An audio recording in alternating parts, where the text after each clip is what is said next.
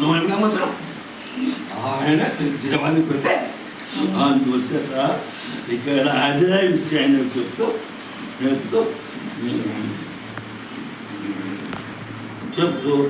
ఇక్కడ దేవుని యొక్క గొప్పతనాన్ని ఆయన మనకి తెలియజేస్తాడు.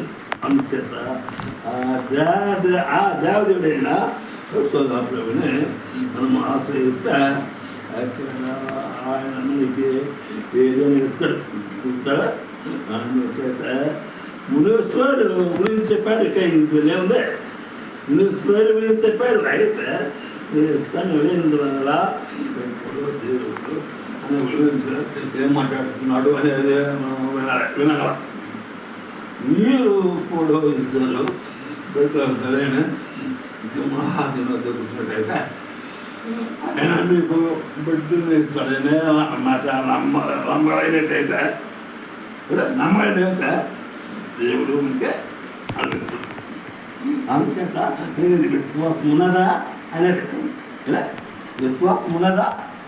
ఇక్కడ వాక్యం చెప్పుకుంటుంది 55 వాక్యం చదివాం కదా, 50 వాక్యము చదివాం కదా, 50 వాక్యము చెప్తున్నట్టు చూడే మాట విన్నా కదా.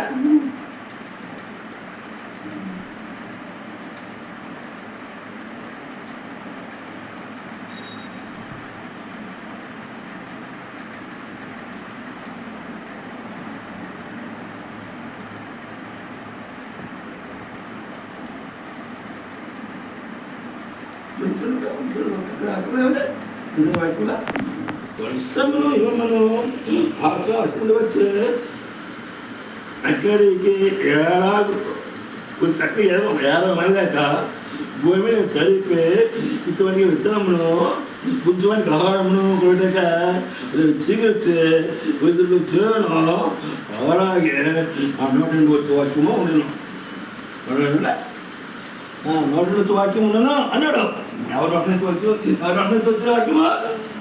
దేవుడు నోటి నుంచి వాక్యం నేను అంటే ఇక్కడ నువ్వు నమ్ముతున్నావా అన్నమాట.